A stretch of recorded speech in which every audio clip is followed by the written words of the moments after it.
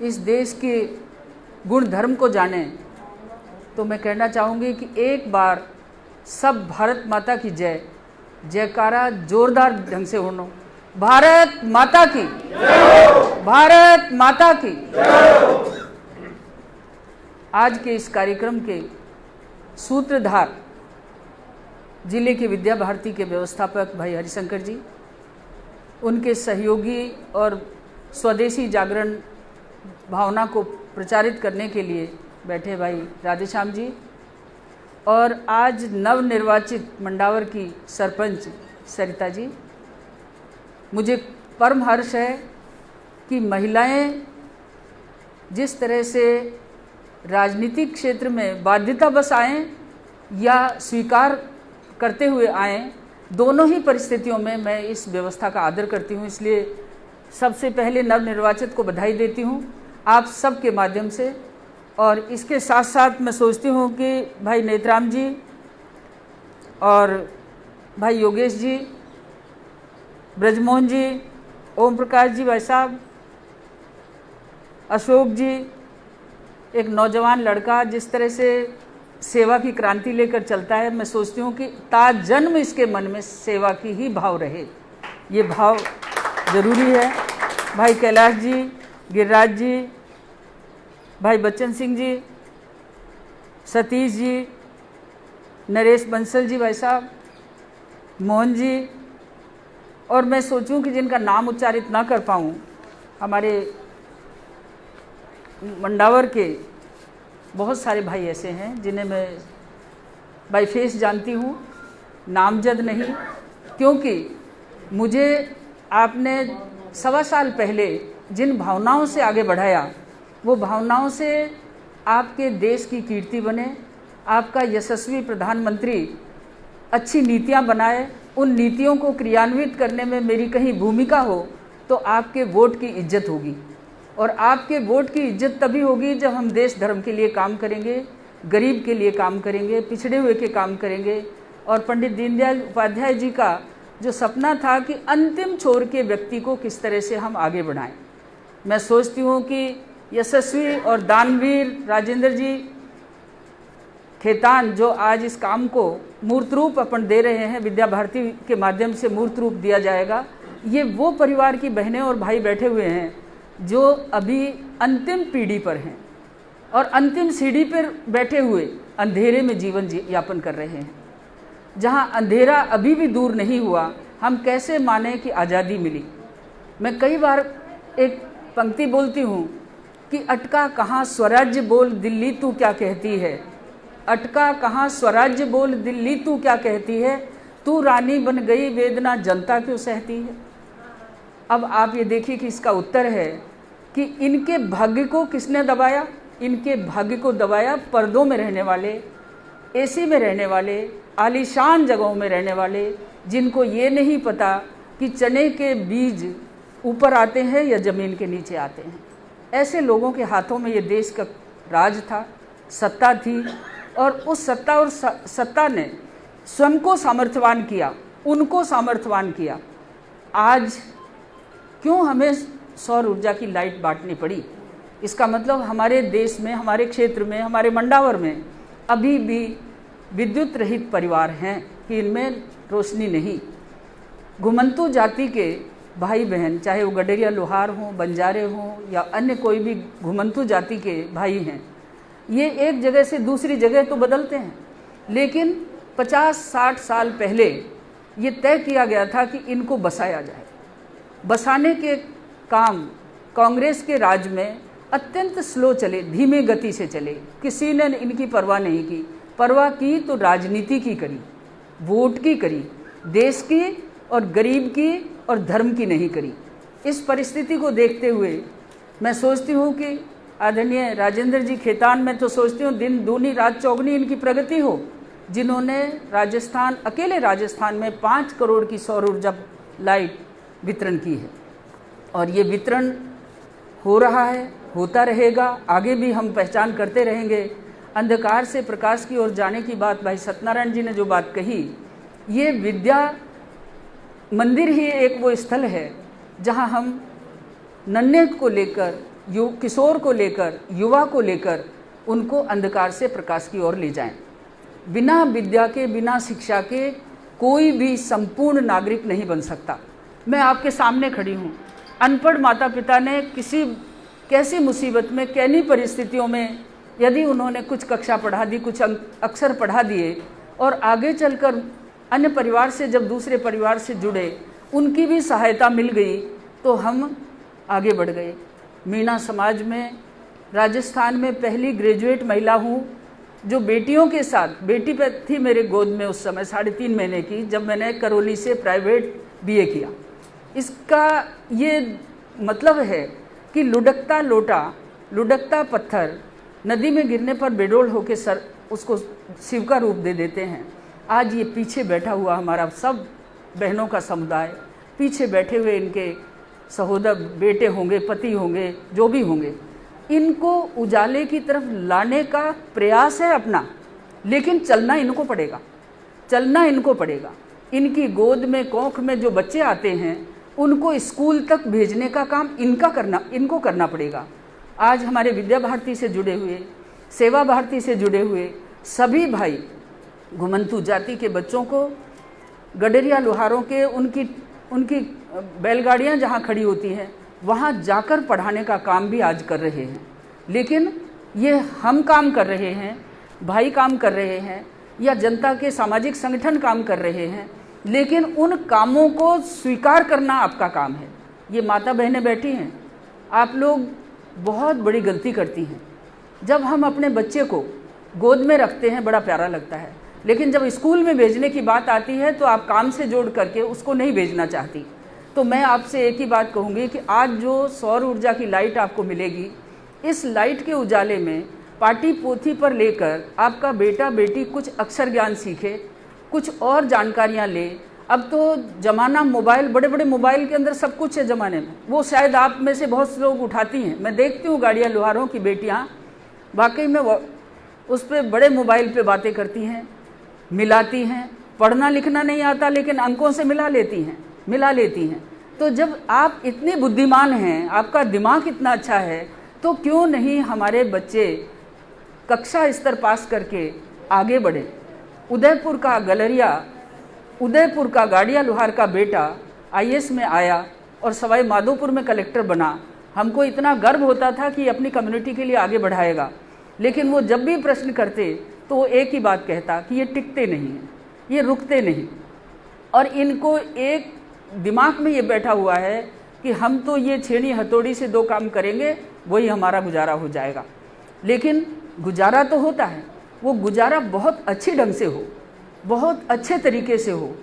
और पढ़ने लिखने के बाद मैं आपके सामने खड़ी हूँ, मैंने भी हल के पीछे नाज ओढ़ा है, मूंगफली खोदी है, निनाणी करी है, भैंस का दूध निकाला है, गाय का काम किया है, ये सारे काम मैंने भी किए हैं। लेकिन इन कामों को करने में शर्म नहीं, लेकिन पढ़ने में भी शर्म नहीं होनी चाहिए, आगे बढ़ने में भी शर्म नहीं होनी चाहिए। तो ये काम आप सब करेंगी।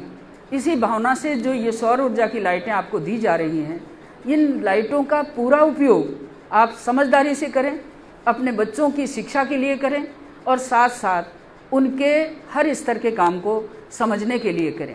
जिस तरह से पंडित जी का सपना था, पंडित दीनदयाल उपाध्याय जी का, कि भारत कब उन्नति होगी, भारत की सर्वांगीण उन्नति कब होगी, जब वो सबसे नीचे बैठा हुआ इंसान खड़ा होगा, शिक्षा के माध्यम से, पोषाहार के माध्यम से, स्वास्थ्य के माध्यम से, ज्ञान के माध्यम से। और माँ बहनों, पूरे देश के अंदर आज हल्ला मचा पड़ा है कि हमारी बेटियाँ सुरक्षित नहीं हैं। बेटी सुरक्षित क्यों नहीं है, इसकी सबसे बड़ी जिम्मेदारी माँ पर पड़ती है, माँ के ऊपर आती है, भाई और पिता पर नहीं। सबसे पहले माँ खुद देखे कि मेरी बेटी सुरक्षित रहे, संस्कारित रहे और अपने आप को संभाल कर समाज के साथ खड़ी हो।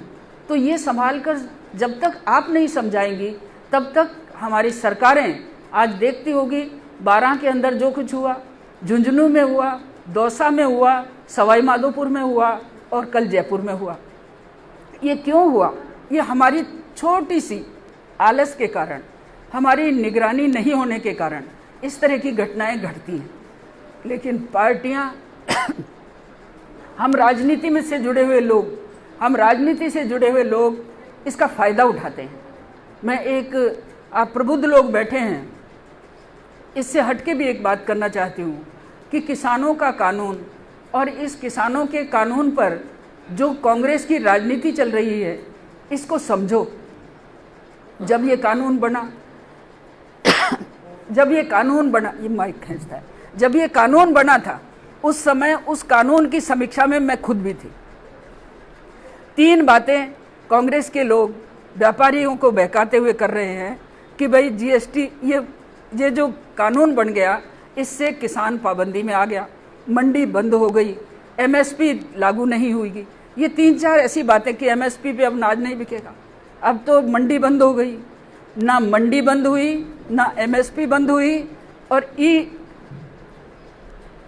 और ना मंडी बंद हुई, और ई पोर्टल के माध्यम से, इस टेक्नोलॉजी के माध्यम से हमारा मंडावर का व्यापारी पूरे भारत के किसी भी स्टेट में व्यापार कर सकता है। मंडावर का किसान किसी भी राज्य में जाकर अपने उत्पादन को बेच सकता है। और जब एमएसपी से अनाज तुलेगा तो पहले तुलता था उससे 120% ज़्यादा पैसे का अनाज खरीदा जाएगा, 120%। अभी गेहूं, सरसों और आपका मसूर, जो ये 6 जिन्स ऐसी हैं जो अब बोई जाएंगी, इनका एमएसपी पहले ही भारत सरकार ने तय कर दिया। और कितना तय किया? पिछली साल से 120% ज़्यादा। अब हम किसानों को बहका करके, मुझे कल अफसोस हुआ कि हमारे प्रांत के मुख्यमंत्री हैं, मुख्यमंत्री ने राज्यपाल को ज्ञापन इस बात के लिए दिया कि हमारे यहाँ ये कानून हटाया जाए। सोनिया गांधी जी ने 3.5 प्रांतों में कांग्रेस की शासन है, उनको लिख कर दे दिया कि आप इस कानून को लागू ना करें। तो सोनिया गांधी जी को तो यही नहीं पता कि मूंगफली धरती के नीचे आओ चाहे ऊपर आओ, इनको यही नहीं पता ये किस तरह से किसान के हितों की बात कर सकते हैं। और किसान भाइयों को इतनी छूट मिली है, 12 महीने के अंदर यदि हमने फार्मर प्रोड्यूसर कंपनी बना ली या फार्मर प्रोड्यूसर एसोसिएशन बना ली, चाहे वो कोऑपरेटिव एक्ट के तहत, भले ही वो कंपनी एक्ट के तहत, इसके माध्यम से 300 किसानों का ग्रुप 60 लाख रुपए का पात्र होगा भारत सरकार के 60 लाख रुपए प्राप्त करने के लिए। उस 60 लाख से प्रोसेसिंग यूनिट होगी, वेयर हाउस बनेंगे, मार्केटिंग होगी। एक प्रांत से दूसरे प्रांत में अनाज जब बेचने जाएंगे तो किसान को ट्रांसपोर्टेशन का पैसा नहीं देना पड़ेगा, किसान को सीधा सट उसकी रकम मिलेगी। मंडी में जाएगा तो मंडी टैक्स भी देना पड़ेगा, आड़त भी देनी पड़ेगी, कर्जा भी निकालना पड़ेगा, मोरचुगा भी निकालना पड़ेगा, किसान फेयर के लिए भी कुछ काटना पड़ेगा। इस तरह से विभिन्न प्रकार के जो टैक्सेस कटते हैं, जो राशि कटती है, उससे किसान फ्री हो जाएगा। व्यापारी इस बात से फ्री है कि वो बाहर जाकर किसान का माल खरीद ले, मंडी टैक्स नहीं लगेगा, आड़त नहीं लगेगी, कर्जा नहीं लगेगा, ये सब नहीं लगेंगे, वो खरीद कर कहीं भी बेच सकता है। तो जब किसान स्वतंत्र है, व्यापारी स्वतंत्र है, मार्केटिंग पूरे देश की एक बाजार हो गया हिंदुस्तान, तो ऐसी परिस्थिति में इस बिल का जो विरोध करते हैं वो केवल राजनीति की वजह से। मोदी जी राजनीति नहीं करते, वो गांव, गरीब, किसान, मजदूर, छोटे व्यापारियों का हित चाहने वाले कदम उठा रहे हैं। पिछले कदम उठे थे जहां व्यापारी छोटी दुकान पर बैठा हुआ है, 60 साल की उम्र के बाद उसको 3,000 रुपये पेंशन मिले, इस बात की व्यवस्था इंश्योरेंस के माध्यम से की है। किसान 60 वर्ष का हो गया, उससे काम नहीं हो सकता, उसके भी इंश्योरेंस के माध्यम से 3,000 रुपये प्रति माह 60 वर्ष के बाद जिएगा जब तक उसको मिलेंगे।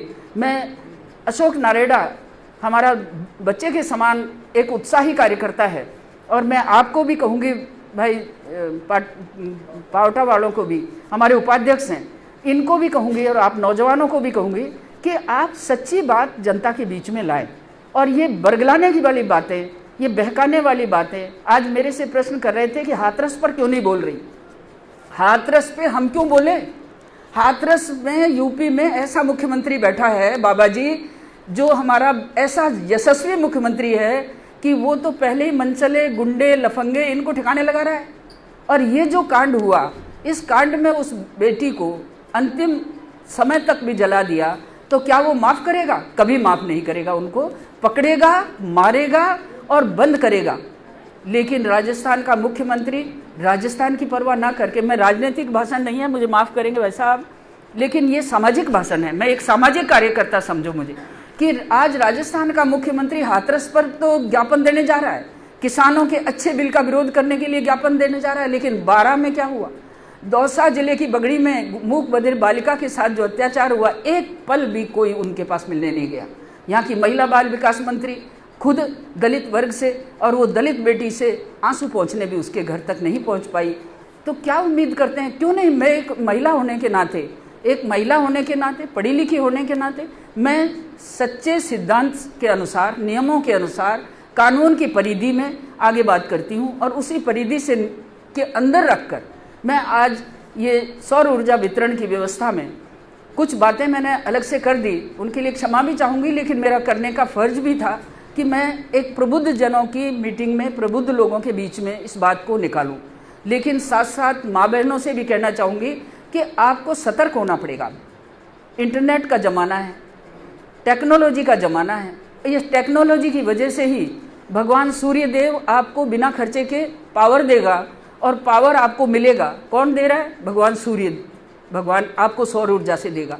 लेकिन इसके साथ साथ टेक्नोलॉजी, छोटे से बच्ची के हाथ में आप जो चीज़ दे रहे हैं उस पर थोड़ा सा अंकुश भी लगाना पड़ेगा। आज गरीब के बेटे के हाथ में भी स्मार्टफोन देखती हूँ तो दुख होता है कि ये स्मार्टफोन हाथ में तो ले लिया, उपयोग की कला भी तो सिखाओ। तो हम विद्या भारती से जुड़कर, मैं भी एक शिक्षा से जुड़कर, आज 1700 बच्चियाँ मेरे पास शिक्षा केंद्र में है, मेरे में 25-26 साल से चल रहा है। मैं हर बच्ची को मोबाइल लेस कर रखा है संस्था, उनको एक जगह बिठा करके हम बात कराते हैं पेरेंट्स से कि कहीं उसका, बच्ची का कोई दुरुपयोग ना कर ले। तो ये चीज़ें माता बहनों आपको सोचनी पड़ेंगी। और ये जो प्रकाश का एक छोटा सा दीपक आपको मिल रहा है, इसकी कदर करना, इसको ऐसे मत समझना कि दान की चीज़ है और दान की बचिया के कोई दांत नहीं देखता, और मर्जिया जहाँ पटक दी, मर्जिया जहाँ उपयोग किया, पूरा इसका उपयोग करना, तभी जाकर दानदाता के मन को संतुष्टि मिलेगी। आज कुछ बातें इतर भी की हैं, कुछ बातें आपसे संबंधित भी की हैं, लेकिन मंडावर कस्बे को दिल से नमन करती हूँ और पूरे कस्बे वासियों से मिलना भी चाहती हूँ।